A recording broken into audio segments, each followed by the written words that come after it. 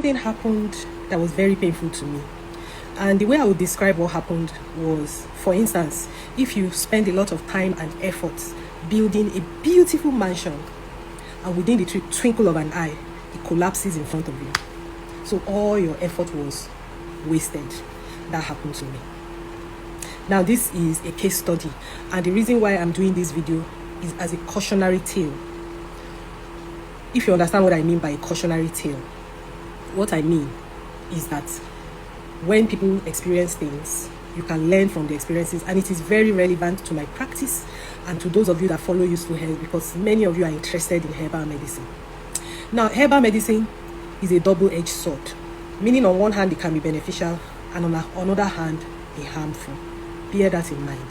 Now, I had a beautiful client of mine who contacted me, I think it was February 2025, and she had a very peculiar problem. She had severe kidney dysfunction. It hadn't got into kidney failure, but I mean, her kidneys were not working optimally, and she desperately wanted me to give her herbal medicine, and I respectfully declined. Instead, what did I do? I took her on a journey of recovery without herbs. So I gave her some advice, some lifestyle changes to make, and I told her to do that for some months. So the first 3 months she did that, her EGFR, which was 73, I believe, at that time, went from 73 to 79, which was an improvement, a very significant improvement. So when I saw that, I told her to continue for another 3 months, which she did. Now, after another 3 months, by the 6th month of the therapy, because it wasn't herbal therapy, it was just advice, do this, do that, and I made a post about it. Please, this is a post, and I think I will try and link it to this post I'm making.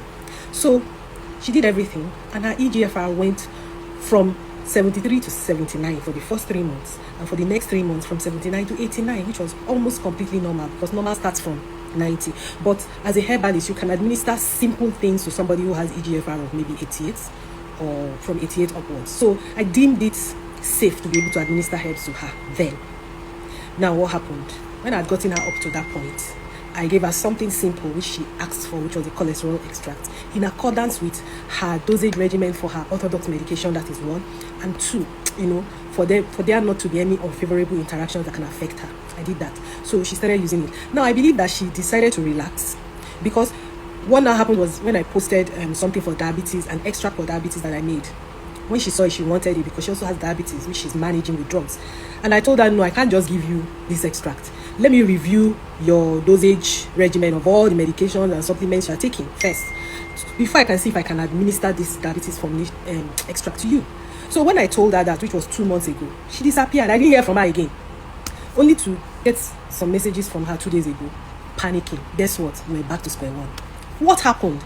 She said she doesn't know. I said, we have to troubleshoot, because there's something wrong. So while we were troubleshooting, I started asking her, what are you taking?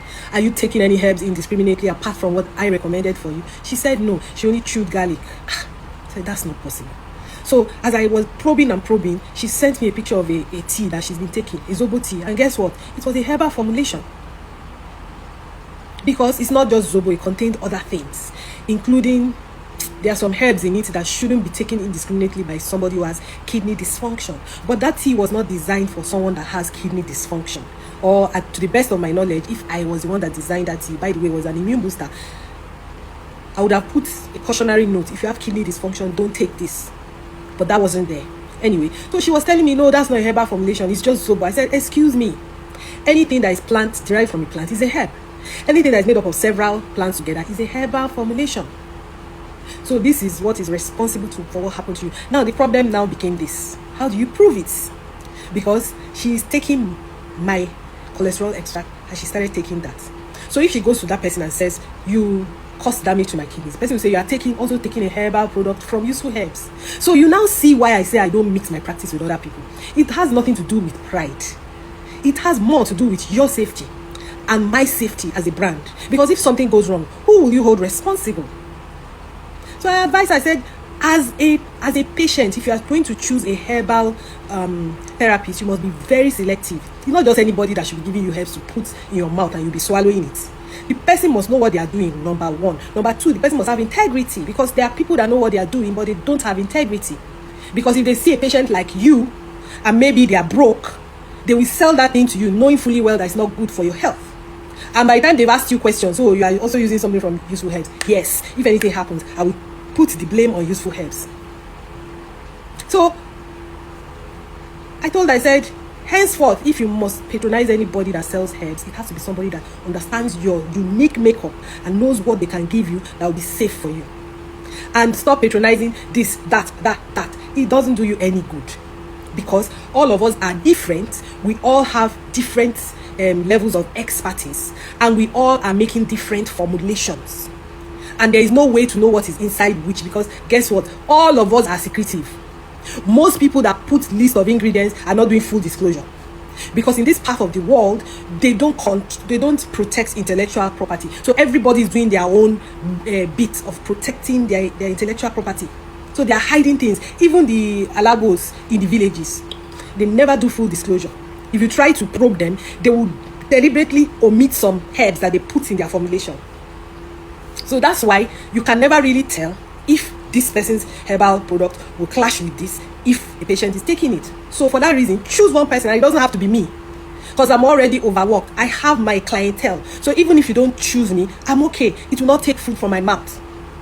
But for your own good and for the sake of your well-being, choose one therapist and stick with one therapist, so that if anything goes wrong, you know who to hold. Hold that person. That person must fix the problem that they created for you. And that's how it should be. So right now, there's nothing I can do for her. And I said, the only thing we can do is go back to what we did in 2025 to bring you back to health. And henceforth, be careful the way you take herbs, and stop buying herbs indiscriminately from different people. Because guess what? Some people can say, I'm selling this. It's cheaper than useful herbs. So come and buy. Then you go and buy kidney damage for peanuts. How does that make sense? You buy a problem for yourself with small money. It doesn't make sense to me. So that is the cautionary tale I wanted to share.